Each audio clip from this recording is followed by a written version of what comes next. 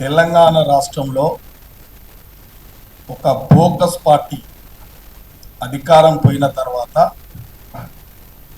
దానికి ఒక deputy floor లీడర్గా ఉన్న హరీష్ రావు గారు ప్రతి చోట రాజకీయంగా కానీ అభివృద్ధి కార్యక్రమంలో కానీ చేపట్టిన రిజర్వాయర్లు కానీ ప్రాజెక్టులలో కానీ ఒక పెద్ద బ్లాక్ మెయిలర్గా మారింది ఈ రాష్ట్రంలో. ప్రతి చోట అడుగడుగున్న అబద్ధాలను నిజం చేద్దామనే ప్రయత్నం చేస్తా ఉన్నాడు. ప్రభుత్వాన్ని ముప్పు తిప్పలు పెట్టాలని చెప్పి హరిరామ గోసపడతా ఉంది. సమాజం చూస్తూ ఉంది ఈ ప్రభుత్వం ఏం చేస్తూ ఉంది, గత ప్రభుత్వం ఏం చేస్తూ ఉంది. ఇలా తెలంగాణ రాష్ట్రం ఏర్పడిన తర్వాత వారి అధికారం వచ్చిన తర్వాత గతంలో ఆంధ్ర పాలకుల మీద, సమైక్య ఆంధ్ర మీద ఇష్టానుసారంగా మాట్లాడి అధికారం వచ్చిన తర్వాత అన్ని మర్చిపోయి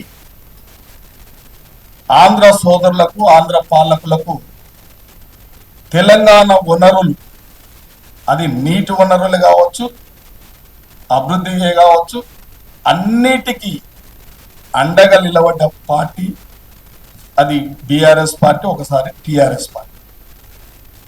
ఇవాళ శ్రీరామచంద్రులం అని చెప్పుకుంటూ నిన్నటికి నిన్న పాలమూరు జిల్లాకు వచ్చి అబద్ధాల హరీష్ రావు గారు 6 అడుగులు ఉన్నాడు. కానీ ఏదైనా అవార్డు ఇవ్వాలంటే అబద్ధాలు ఇస్తే ఈ రాష్ట్రంలో ఆయనకి ఇవ్వచ్చు అవార్డు.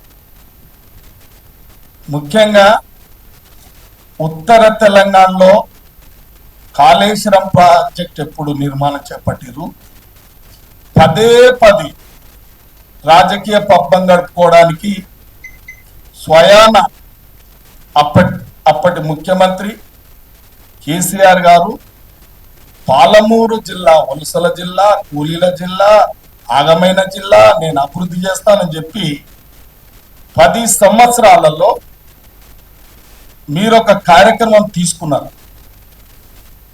మీరు అన్నట్టు పాలమూరు జిల్లా, వలసల జిల్లాను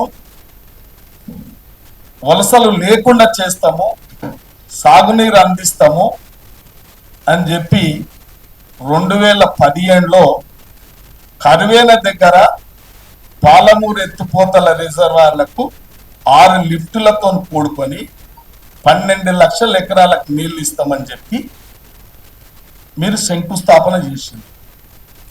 ఆ రోజు మీరు 3 సంవత్సరాలలో పూర్తి చేస్తామన్నారు. అందరూ మాట్లాడుతూ ఉన్నారు.